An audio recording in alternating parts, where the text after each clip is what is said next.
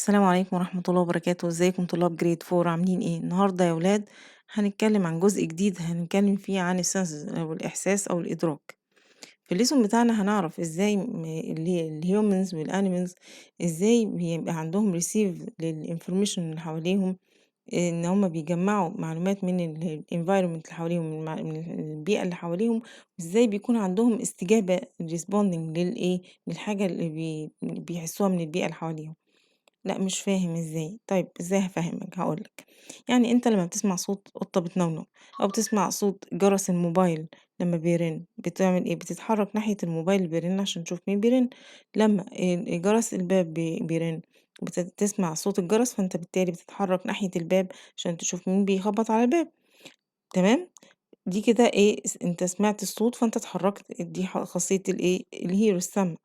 ماشي، لمّا ماما بتكون عاملة أكلة حلوة، أنت بتشم الريحة دي عندك smell بتشمها، بتشم الريحة وبتعرف كمان تميّز نوع الأكلة اللي ماما عاملاها، وكمان بتفرّق ريحة البرفان عن ريحة البخور وهكذا، صح، مش كده؟ دي اسمها خاصية أو حاسة الشم smell.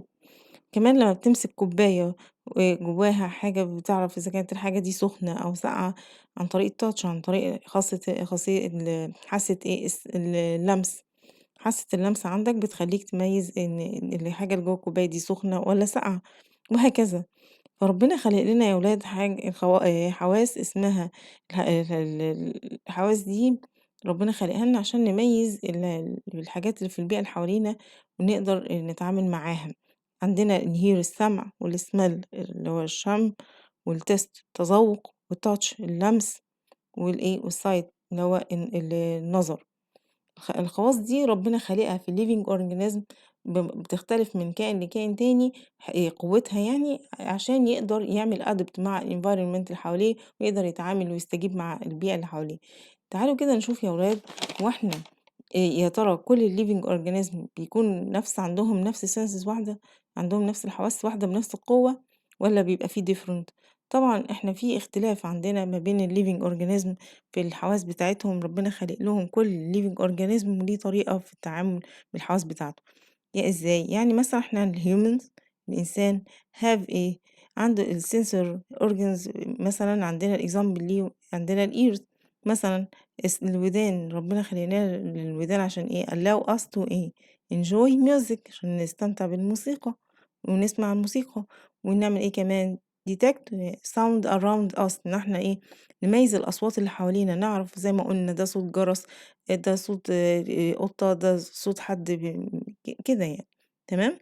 عندنا كمان الowls owl اللي هي البومة بيكون have highly developed senses عندها الإحساس متطور جدًا في في الhearing sight يعني في السمع قوة حاسة السمع وحاسة النظر عند البومة بتبقى عالية جدًا.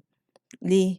عشان يعملوا enable them to locate عشان يحدد to locate prey even in complete darkness يعني يعني يقدر يحدد مكان الprey بتاعته في في الضلمة الشديدة أوي بتقدر إن هي تحدد ليه؟ لأن ربنا خالق لها برافو عليكم عندها الhearing والsight قوة السمع وقوة الإبصار عندها حادة جدًا عالية جدًا تمام؟ عندنا كمان example تاني معانا الdogs يا ولاد بيكون are known for their sharp معروفين sharp hearing ماشي والpowerful sense بتاعتها of smell أما يكون حاسة السمع وحاسة الشم عند الكلاب بتكون عالية جدًا. عشان ليه؟ عشان makes them excellent تعمل إن هي تبقى تبقى guardness إن هي تبقى عندها تبقى الحراسة يعني تقدر إن هي نستخدمها في الحراسة كويس أوي، يعني أنت مثلًا لمّا بتروح في الأوتيلات الكبيرة والمولات الكبيرة بتلاقي بتلاقي دايمًا موجود كلاب بوليسية موجودة، بتبقى موجودة عشان تفتش العربيات، تفتكر ليه موجودة؟ لإن الكلاب بالذات ربنا خالق لها حاسة الشم عندها عالية جدًا، من خلال إن هو بيقعد كده يلِف حوالين العربيات، بيعرف إذا كان في أي خطر، في أي حاجة ممنوعة في العربيات دي، بيقدر يميّزها من خلال حاسة الشم عنده ربنا خالقها له عالية جدًا، تمام؟ كمان عندنا حاجة كده نوع تاني من الحيوانات اسمه إيه يا ولاد؟ اسمه Egyptian mangoes. يعني إيه؟ يعني النمس المصري.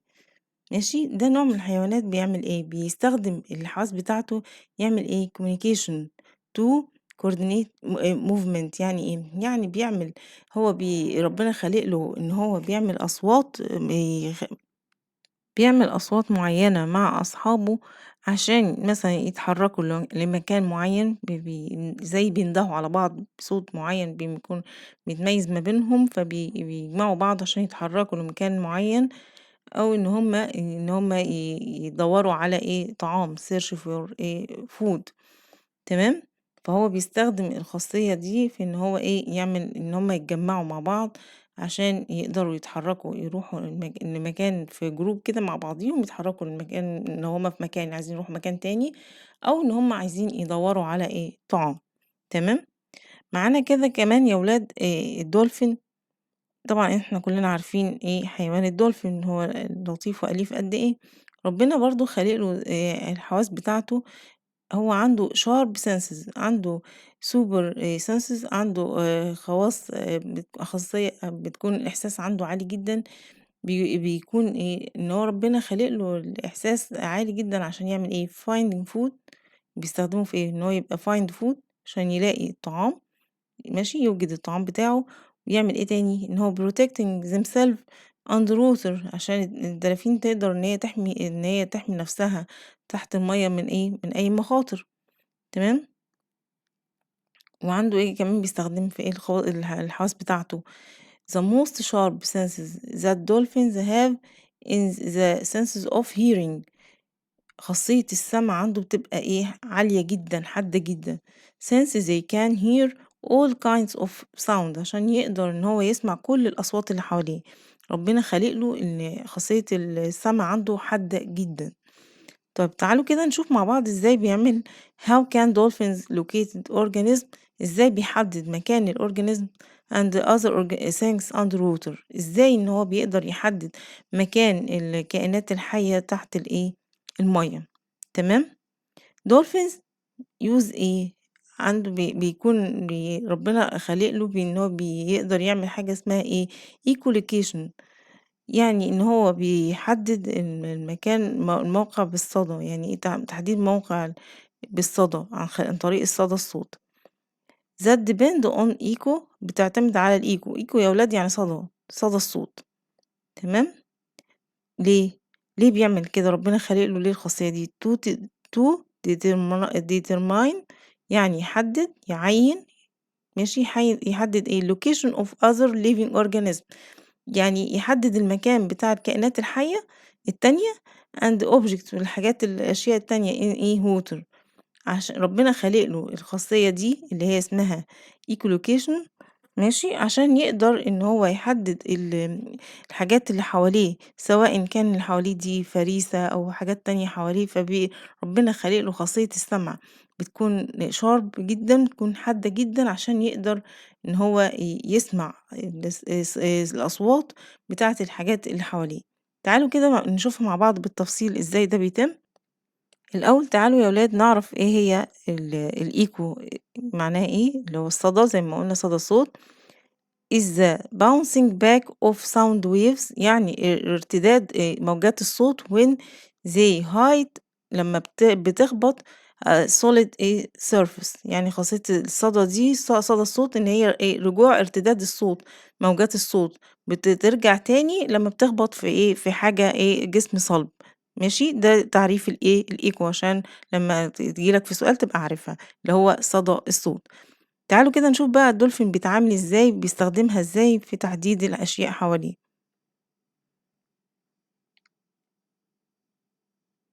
الدولفين يا ولاد زي ما قلنا بيستخدم حاجة اللي هي قلنا الايكولوكيشن، اللي هي تحديد الموقع بالصدى. ان هو بيعمل ايه الدولفين بروديوس ساوند ويفز.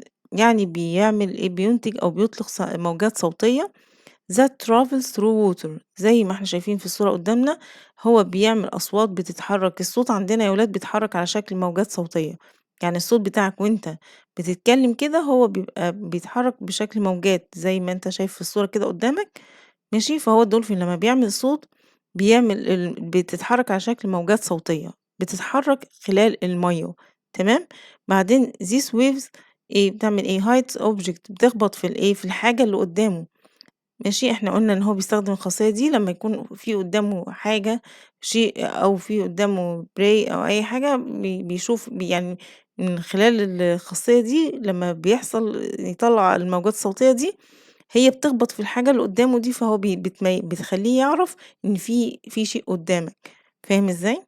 فهو بيعمل these waves hide objects ماشي then bounce back بتعمل ارتداد أو ارتجاع بترجع الموجات دي زي ما قُلنا to dolphin يعني يعني الموجات دي الأقواس اللي أنت شايفها في الصورة دي كده ماشي، هي رايحة كده عند طالعة من الدولفين بتخلّيه بعد كده بُص أول ما تخبط فيه تروح تقول له خلّي بالك ده في حاجة بيرجع له هو صدى صوت، بتعرّفه إن في حاجة قدّامك، في شيء قدّامك ماشي، فبترجع عند الدولفين، فهو الدولفين كده بيحس بيعرف إن في حاجة قدّامه ماشي، بتعمل bounce back to dolphin in the form of echo بترجع له في شكل على صورة echo قُلنا echo يعني صدى صوت ماشي.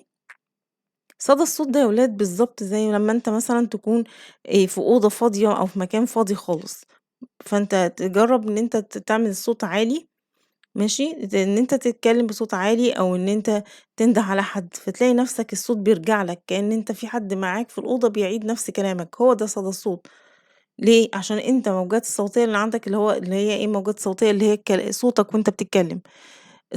حصل خبط في الحيطة اللي حواليك فرجع رجع لك أنت الصوت تاني، فأنت بيتهيأ لك إن في حد معاك بيكرر نفس كلامك، هي دي فكرة الecho هي دي فكرة صدى الصوت، فهو ده نفس اللي بيحصل مع الدولفين، إن هو لمّا بيعمل صوت فالwaves بتاعته دي بتخبط في الشيء اللي قدامه فيرجع له صدى الصوت تاني، فهو ده بيخلّيه يحس إن في حاجة قدامه.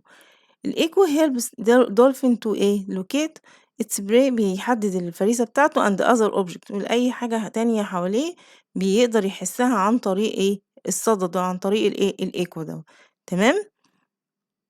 تعالوا كده يا ولاد نشوف مع بعض الanimal perception يعني الإدراك الحسي عند الحيوانات احنا خلاص بقينا عارفين إن animal have senses like those of humans إن الحيوانات عندها الإحساس زي زي الإنسان بالضبط، تمام؟ وبيكون عندها كمان إن كل الحيوانات عندها أكتر من sense أكتر من حاسة عشان ليه؟ عشان أكتر من more than one purpose يعني لأكتر من هدف، لأكتر من غرض. ماشي، ليه to adapt to its habitat يعني ربنا مديها أكتر من حاسة عشان تقدر تعمل بيها كذا غرض. إحنا عندنا في الtable بتاعنا ده هنشوف كذا نوع من animals معانا، هنشوف الsharp senses إيه الحاسة اللي بتكون قوية عنده جدًا والهدف منها الpurpose بتاعها الهدف منها ليه ربنا خالقها لها قوية كده، تمام؟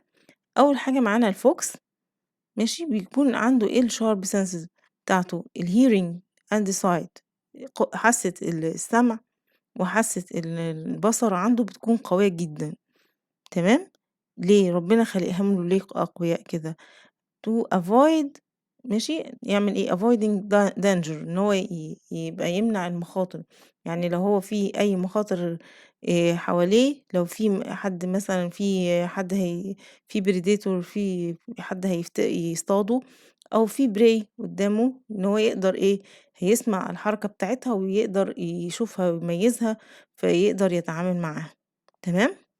عندنا يا ولاد الكاميليون ربنا خالق لها حاسة sight النظر والtest التذوق بتكون عالية ليه؟ to find food عشان تقدر إن هي توجد الطعام، كمان معانا الدوج ربنا خالق لها قوة حاسة smell الشم ماشي والhearing and sight والسمع والنظر ال3 حواس دول بيكونوا أقوياء عند الدوج ليه؟ عشان يعمل recognize friends عشان يقدر يميز أصدقائه، إحنا بنبقى عارفين دايمًا يقول لك إن الكلب بيبقى مميز صاحبه، بيبقى عارف أو لو حد مثلًا